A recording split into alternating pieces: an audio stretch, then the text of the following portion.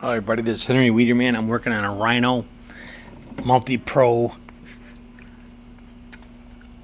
Fence pole installer, and this model number is XA06742. Multi Pro Rhino brought into a customer, had a busted motor. I already did a video on that. I had to replace the crank.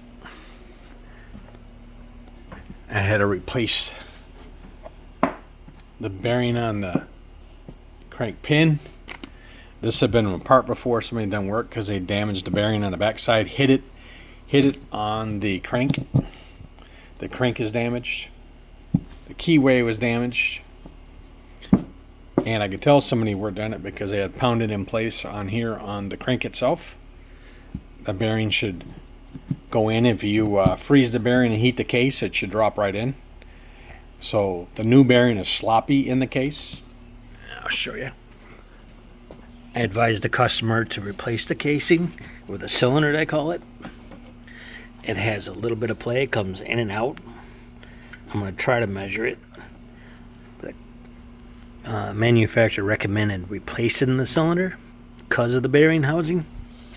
I didn't see any damage to the bearing housing. I had to replace the crank bushing because it's oblonged, and a lot of this is damaged from operating the machine when it's unloaded. So you can see how it's wallowed out. Clearance is all messed up, it's cracked. So what did I do? Put a new bushing in. Popped out that one, put a bushing on line, hand lapped it, polished it, and made myself a new bushing. So it's got a new bushing. Pin's good, no cracks. Replaced the cam. Replace the bearing, because who knows how old the bearing or what the bearing is. It's all beat up. New grease, new O-rings. Also the anvil area, the edge around in there inside where this sits on, it was damaged and rolled over. I had to pull some of that back in order to get the anvil in and out safely without hurting the O-ring. Got a new O-ring kit. I informed the customer via writing that this is as is because he don't want to replace the cylinder or any other parts or spend any more money on it. So I got it to where I think it operates safely. It will run, but I can't put any warranty on it because some of the parts are not replaced. So just doing video recording and history on this tool.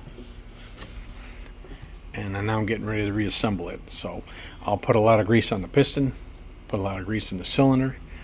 I'll reconnect the piston conrod back to the cam.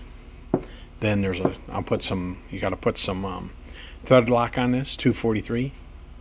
Clean it really good, torque it down, and the book tells you how many inch-pounds to torque it down. I think it's like 31. I'll look it up here.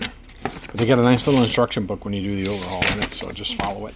So it says torque 360 inch-pounds or 31 foot-pounds. Install the hammer number 10. Which hammer number 10?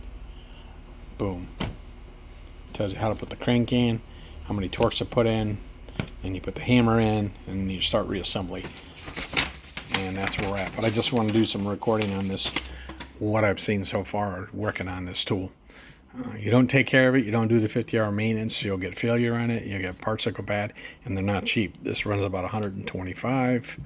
You're talking $100 for the crank with shipping, and you got about $20 in a bearing.